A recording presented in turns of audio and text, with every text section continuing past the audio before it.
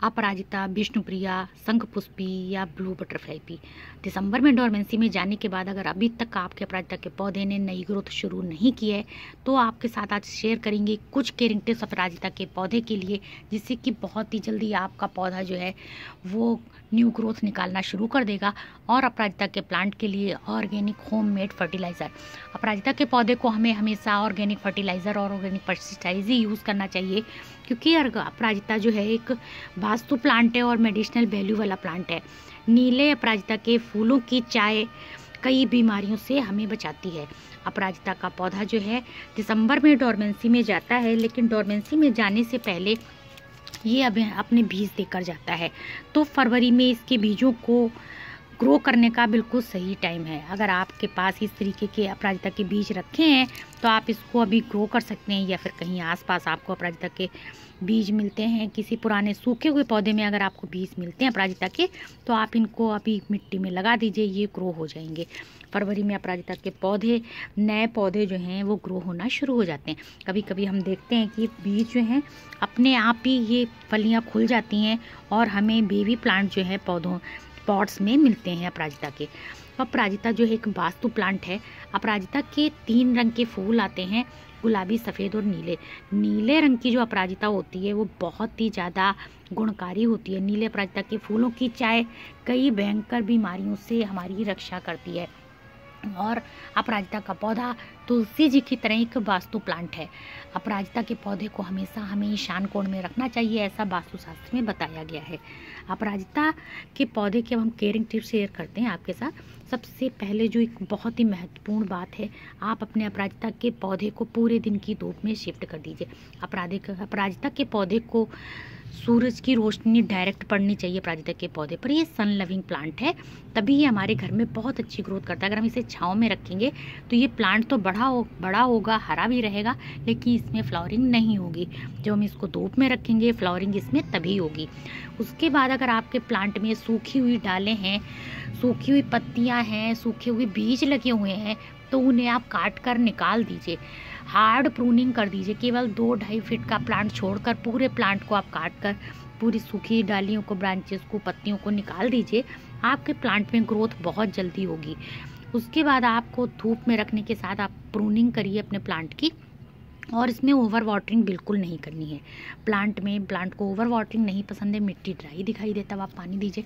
लेकिन इसकी जो ब्रांचेज, इस पर शॉवरिंग डेली करिए। मॉर्निंग के टाइम आप अपने प्लांट को शॉवरिंग कराइए। शॉवरिंग करने से प्लांट में ग्रोथ बहुत जल्दी होती है, न्यू शूट्स बहुत जल्दी निकालता है पौधा।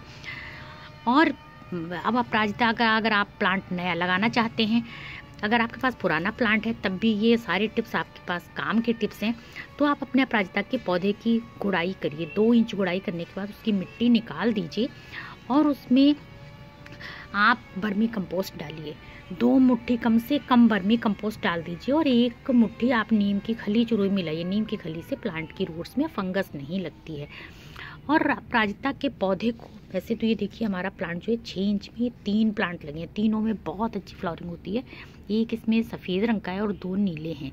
तीनों प्लांट बहुत अच्छी फ्लावरिंग करते हैं। अपराजिता के पौधे को आप कम से कम 10 इंच के पॉट में लगाइए। 10 इंच के पॉट में प्लांट आपका बहुत हेल्दी रहेगा। और इसको हमेशा आप जो है ऊपर की ओर चढ़ाकर इसको बांधने ऐसी जगह लगाइए, इसको रस्सियों से बांध दीजिए। इसको सपोर्ट देना बहुत ज़रूरी है, क्योंकि ये बेल है, तो जब आप इसको सपोर्ट देंगे उतना ही ज़्यादा ये बढ़ेगा। और कभी कभी इसकी लोग कई सारे प्लांट्स इकट्ठे लगाकर इसकी प्लांट जैसा, पेड़ जैसा भी तैयार कर लेते हैं, बोनसाई जैसा, तो आप उस तरीके का शेप भी इसको दे सकते हैं। इसकी टोपियारी भी बहुत ही सुंदर लगती है अपराजिता की। तो अपराजिता के पौधे को आप बिल्कुल बेड रेन मिट्टी तैयार करें अपराजिता के पौधे के लिए, अगर नया प्लांट लगा रहे हैं तो, जिसमें कि कंपोस्ट, रेत और गार्डन सॉइल की बिल्कुल बराबर मात्रा रखें और उसमें नीम खली ज़रूर मिक्स करें। नीम खली से प्लांट जो है आपका हेल्दी रहता है। नीम खली में काफ़ी सारे पोषक तत्व होते हैं।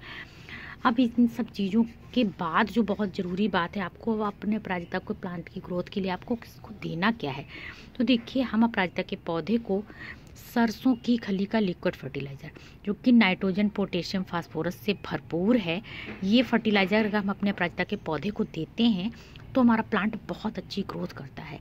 क्योंकि 3 पोषक तत्व जो प्लांट की ग्रोथ के लिए बहुत ज़रूरी हैं, तीनों इसमें पाए जाते हैं। इसके अलावा आप केले के छिलके का और प्याज के छिलके का लिक्विड फर्टिलाइज़र भी अपराजिता के पौधे को दे सकते हैं, जो कि बहुत जल्दी प्लांट की ग्रोथ करेगा और इसको फ्लावरिंग पर लाएगा। किसी भी फर्टिलाइज़र को आप हमेशा शाम के टाइम दीजिए। अगर आप लिक्विड फर्टिलाइज़र देते हैं तो प्लांट की मिट्टी बिल्कुल ड्राई होनी चाहिए, और अगर ड्राई फर्टिलाइज़र देते हैं तो उसको देने के बाद आप अपने प्लांट को पानी ज़रूर दें। इसके बाद आप इसमें चाय की पत्ती या फिर कॉफ़ी पाउडर पानी में मिक्स करके या ड्राई दोनों तरीके से दे सकते हैं, जो भी बहुत फ़ायदा करता है। तो ये 5 चीज़ें आज हमने आपको बताई जो अपराजिता के प्लांट की ग्रोथ के लिए हैं। आप इनको बारी बारी से दे सकते हैं, क्योंकि ये सारे ऑर्गेनिक फर्टिलाइज़र हैं, तो आप इनको हर हफ्ते भी दे सकते हैं। 1 हफ्ते में 1 दिया, 1 हफ्ते में 1 दिया, बदल बदल कर फर्टिलाइज़र देने से प्लांट की ग्रोथ काफ़ी अच्छी होती है। अगर आपको वीडियो पसंद है तो प्लीज़ एक लाइक ज़रूर करिएगा। मिलते हैं नेक्स्ट वीडियो में फिर से प्यारे से टॉपिक के साथ। Thank you so much for watching this video.